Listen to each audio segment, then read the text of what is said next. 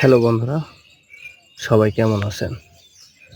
আজকে আপনাদের জন্য খুবই চমৎকার একটি ভিডিও নিয়ে এসেছি। খুবই চমৎকার একটি ভিডিও। আপনারা আজকে যে গাছটির সাথে পরিচয় করিয়ে দিব, এই গাছটিকে চিনে যদি সঠিকভাবে আপনারা খেতে পারেন তাহলে কোটি টাকার উপকার বন্ধুরা পেয়ে যাবেন। আমরা এসেছি একটি মাঠের মধ্যে এবং এখানে আরও বেশ কিছু উপকারী গাছ রয়েছে। এই যে একটি গাছ আপনারা দেখতে পাচ্ছেন, এই গাছটির নাম হচ্ছে শেয়াল মোতা বা কুকুর মোতা গাছ। এই গাছটিও কিন্তু নানা রোগ সারাতে এটা সাহায্য করে বন্ধুরা।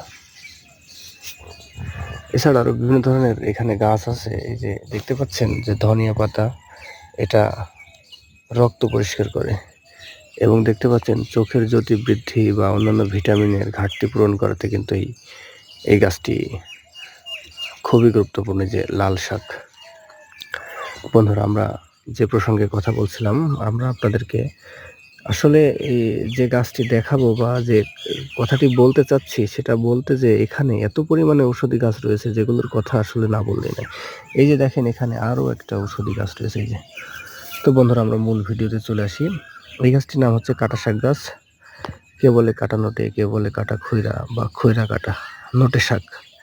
এর পাতাতে পুষ্টি গুণাগুণ, ডোগাতে পুষ্টি গুণাগুণ, আর শিকড়েও পুষ্টি গুণাগুণ। এর শিকড় খেলে হারানো যৌবন ফিরে আসে। যাদের যৌবন শক্তি খুবই দুর্বল তারা এর শিকড় ব্যবহার করতে পারেন। ব্যবহারের নিয়ম হচ্ছে, এর শিকড় সকালবেলা বাসি পেটে 3-4 টুকরা এই কর সমান করে কেটে সুন্দর করে ধুয়ে পানের মধ্যে দিয়ে রসটা খাবেন, খাকিটা ফেলে দেবেন বন্ধু। এভাবে মাঝে মাঝে কয়েকদিন খেলে আপনার আশানুরূপ ফলাফল পেয়ে যাবেন। ধন্যবাদ।